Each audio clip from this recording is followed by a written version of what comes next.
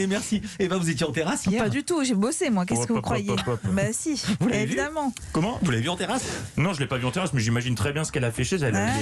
Les bars des Varrocs sont réputés. Ouais, c'est ça. Eva, Oui. c'est l'heure de se projeter dans les programmes du soir. Le thème qui se dégage de votre sélection? Alors l'art qui sublime les corps, les sentiments et les ressentiments. Sur France 2, Complément d'enquête propose un excellent sujet au titre évocateur, au nom du père du fisc et de Claude Berry.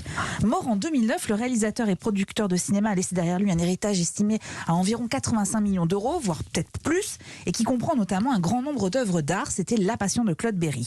Un héritage objet d'une guerre entre ses deux fils, Thomas Langman et son petit frère Darius, le premier accusant l'autre d'avoir dérobé plusieurs œuvres d'art, en l'occurrence une guerre fratricide violente.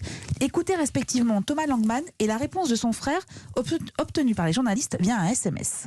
J'ai eu tort de croire que Nathalie Race était honnête, j'ai eu tort de croire que Darius le serait.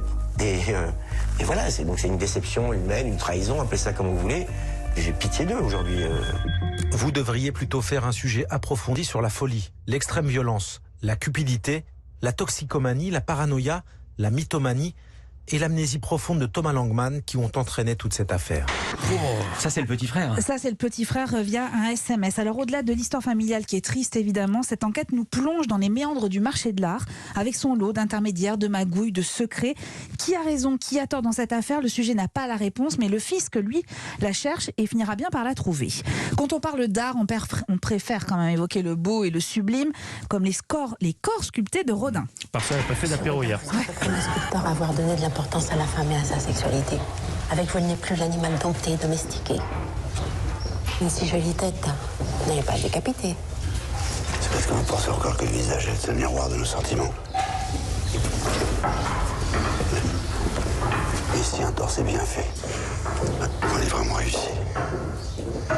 Il contient toute la vie à lui tout seul. France 3 diffuse le film de Jacques Doyon porté par un duo, Vincent Lindon dans La peau de Rodin et Isia Higelin dans celui de Camille Claudel. 10 ans de passion entre ces deux êtres, une histoire d'amour et une histoire de création, tout comme cet autre film que je vous recommande grandement, Portrait de la jeune fille en feu de Céline Sciamma. On est en 1770, Marianne, qui est peintre de métier, incarnée par Noémie Marlan, est chargée de réaliser le portrait d'Héloïse, joué par Adèle Haenel. Séance de pause. Vous peignez des modèles nus aussi? Des femmes, oui. Pourquoi pas des hommes? Je n'ai pas le droit. Pourquoi? Parce que je suis une femme. C'est une question de pudeur? C'est surtout une façon de nous empêcher de faire de la grande peinture. Sans notion de l'anatomie masculine, toute la gamme des grands sujets nous échappe. Comment faites-vous? Je le fais en secret. C'est toléré.